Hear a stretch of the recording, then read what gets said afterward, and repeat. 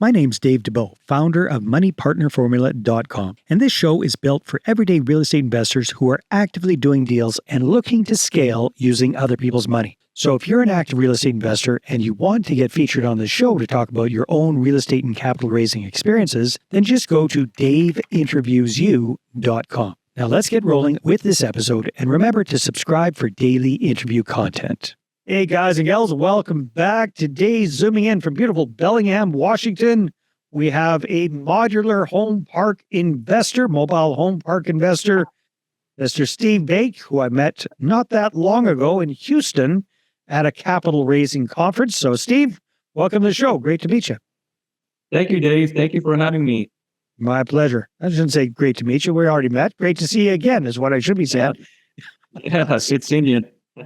So Steve, give us a snapshot of what your real estate investing business looks like as of the end of 2024. What are you guys up to? As of end of 2024, we've been, I think we're close to about, 60 million in terms of real estate assets under management. And we purchase and manage all of our real estate assets ourselves in-house through our property management company. And right now we're focusing on acquiring more mobile home parks or manufactured home communities. And we're also looking at going into some self-storage facilities as well next year. So we're very excited about 2025. And it's been a great year for us. How many communities and parks do you have under management right now? As of end of this year, we'll be at about 17 communities with close to 600 tenants under management. Very nice, awesome. And how long have you been focusing on this asset class for, Steve? I would say about 6-7 years. Okay, very good.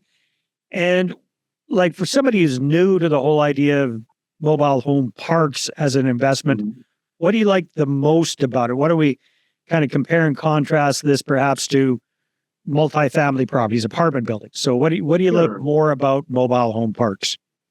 Sure. So I think few factors that we consider that we really like about mobile park community is that there's a lot of good pricing power. And what I mean by pricing power is that we can raise rents, by over 10-20% a year, and we'll still maintain our tenant base.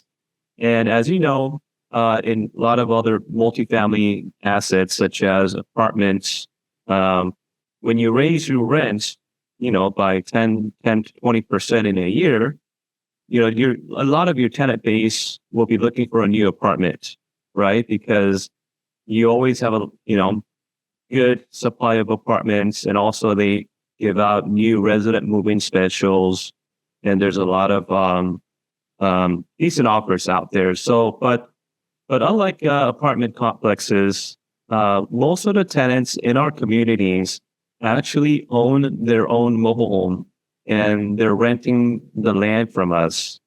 So in order for them to relocate their home to another community, that's going to be at least $5,000 to $7,000 to relocate the home to another community. And the other community, it may be cheaper by $100 a month or $150 a month, but does that justify, spending $7,000, out of your pocket for the move? So most people end up staying with us in our communities. And that's one of the great benefits that we like about mobile home parks is our ability to raise rents without too much pushback. And that applies for community estates that don't have, rent control in place. Well, I was going to ask that. So is there a limit to that? Is there any regulation around that? Or is that kind of a state to state thing? Yeah, it's really a state to state thing. Right now, most of our communities are in Washington State, but we have communities, in Oregon, Texas. Oregon has rent control. Texas and Washington doesn't. So it's, much easier to raise rents in those markets. Mhm. But so we try to stay out of, states that have rent control in place. We don't go in, we try to stay out of New York, California, and some other markets. But yeah, I think the greatest benefit is really the pricing power that we have. And second, lack of competition. When I say lack of competition, we don't really consider other mobile home parks to be our competitors, Really? because most mobile home parks are always usually pretty full, and there's usually a waiting list as well. So we consider our competition to be, apartments, two bedroom apartments. But mostly the pricing, the delta in the rent between a two-bedroom apartment and the lot rent for our community is usually about 2 to 1. Meaning, if the two-bedroom apartment rent is at $1,500, then our lot rent is usually going to be under about $750, Okay. which is about half of the rent. So, so as a tenant, you're looking at, the mobile home park will offer probably bigger square footage, some land to park their cars, next to the home, and also some space for their pets. For the So kids. Yep. for their kids. So there's so it's a better package, right? It's a better deal. But some people might prefer to stay in the apartments. But when the delta is 2 to 1, when that pricing difference is 2 to 1, then we have a pretty big advantage. Oh, most stuff. I guess the big hurdle is they have to come out of pocket to pay for the home itself. Or do you guys do a lot of? Oh, do you own a lot of the mobiles in your parks as well, and you rent them out, or is it all owner occupied? Not really. Yeah, the thing is, we don't really like to own these homes because it'll be just another rental property where we have to put in a lot of dollars for maintenance, So we prefer, I mean, sometimes we have, we get these homes during our acquisition. We end up with, let's say, 3 or 4 park-owned homes, but we typically just kind of give it away to, buyers and tenants that want it. We're not really looking to make a lot of money from the sale. We just want to put in a good tenant who will take good care of their home and, end up being a good tenant. So that's kind of what we're looking for. So, but if somebody wants to purchase a brand new mobile home, move it into a community, then, there are mobile homes you could, buy from 30 to 40,000 all the way up to like 120,000. So it ranges. So yeah, in our community in Texas, we recently had a tenant purchase an $80,000 single wide home and moved it into our community. But in most cases, a current resident of the community will sell their home to another buyer who ends up buying that house and move into the community. And, they could range from 10,000 all the way up to 60,000 for, for a trade. So, so we've seen those, kind of price ranges in terms of the sales. But yeah, it's an opportunity to really, move into a community for a low budget, and It's it's affordable housing. affordable housing. You're absolutely right. And affordable housing right now is really in big demand. And Sure. when we first decided to get into this asset class, we looked at other real estate asset classes. Apartments, hotels, self storages, and other industrial flex and all of that. But we felt that in times of recession or depression, right? These are going to be, I think, what, people will definitely need more than, other asset classes, right? Yeah, everybody needs a a roof over their head when times are not so good. They're downsizing. They still need a place to live when times are good. You got an influx of new people coming into the area. They need a place to live. So, yeah. Sure. I mean, because you could always get rid of your storage unit, right? You could always your business may suffer and you may close shop, but at the end of the day, you're still going to need a cheap, option for housing, right? And what you can't really get cheaper than a mobile home park, right? Unless you want to go a little. So, Steve, I was going to ask you, there's a lot of pros, there's a lot of benefits to mobile home parks. Mm-hmm. What are some of the not so great sides of the business? I think one of the challenges sometimes we face are quality of tenants. Because sometimes, some of these tenants, not always, but in in most of our communities, a lot of these tenants tend to be probably, I would say, middle class to lower class range, right? Mm-hmm. And sometimes dealing with some of these tenants could be a challenge. Sometimes, I think that's the challenge, is really dealing with some of these tenants that have drug problems, or they are kind of having difficulty adjusting to society, right? We don't have a lot of those tenants, but certain cases we come across those tenants, and it takes a little bit of time and energy to really work with them and make them, make shape up or ship out. Yeah, exactly. So either they apply or they need to move out. So we try to give them opportunity and chances to really blend in and make the community as a home for them. But sometimes that's a challenge. Other than that, I would say, just getting everybody to follow the rules and regs sometimes can be a challenge. Property and tenant management. Sometimes people just want to let their dogs loose, have them run around the community.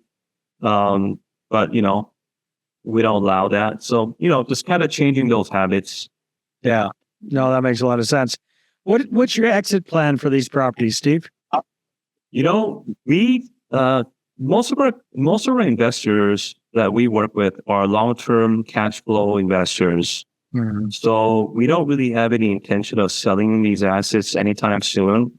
We want to hold it for the long run for the cash flow. Mm-hmm. And so, we just want to just buy more. Yeah, well, that makes sense. That's the answer I kind of like to hear, because sometimes I hear all these syndicators and operators in different asset classes. It seems to me like they just want to buy them, optimize them, and sell them as quickly as possible and move on to the next one, which I understand. But to me, the real play here is hold on to it long term. And exactly, because sometimes some syndicators are so focused on the IRR, right? Yeah, but it's not always about the IRR, because after you sell, but for people that aren't familiar, IRR, internal rate of return, right? That's yeah. So sometimes I don't think it's really about that. I think when you have a good asset that's kicking off good cash flow, sometimes, yes, you might, if you sell out in 3 years or 4 years after acquisition, your internal rate of return might be, higher than holding it for 6-7 years. However, your overall cash flow throughout the 7, 8, 10, 15, 20 years, it adds up. And to have predictable cash flow coming in, and also you're not going to have downtime, right? Because once you sell out, then you have to find another investment. It takes time for that. Then you have to ramp it all up. You have to optimize it. You have to fix it up. There's a lot of work getting it up to snuff. Absolutely. And there's also risk. There's unforeseen risk. So when you have something that's producing good cash flow, you want to hold it for the long run. And, we typically do a cash out refinance for all of our investors. We recently did 3 cash out refinances for our communities. So our investors got all of their cash back, but there's still owners in the partnership, so they still continue to get quarterly profit distributions. Let's call that's a beautiful infinite return, right? That Exactly, it's infinite return for our investors, and they love it because if they have 3, 5, 10 of these partnerships, that's throwing off free cash flow for them, every quarter. I mean, it's a beautiful thing. Yeah, most definitely, Steve. So where do you see the business going over the next 12 to 18 months? What states are you guys focusing on? We like Washington, we like Texas. Washington has the rent controls, doesn't it? Well, Washington State doesn't. I'm not sure if Washington D.C. does. But oh, sorry, I was talking about Washington State. So no rent controls in Washington State. Yes, got it. So we like Arizona. So we're pretty open. We try to stay west of Texas. But I mean, we're going to be acquiring 2 more communities by end of the year, and we're looking to acquire more next year. So yeah, I just see things growing from here.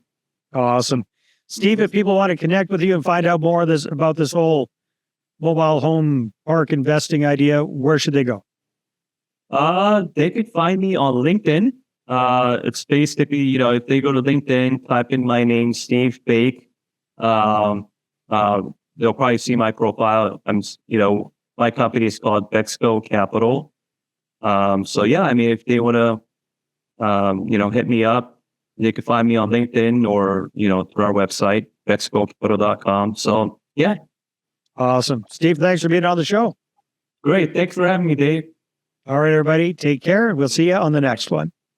Hey there, I really hope you enjoyed that episode. And as always, if you want to listen to more daily interview content, make sure you subscribe. And if you're an active real estate investor and you're doing deals and you'd like to get featured on the show, then just head over to daveinterviewyou.com. Now, at moneypartnerformula.com, we help real estate investors to create a process for predictably getting capital so they can do more deals without relying on hard money lenders or the banks.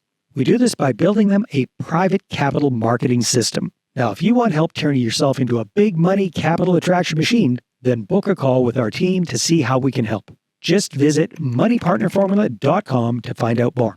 All right, take care, and we'll see you on the next interview.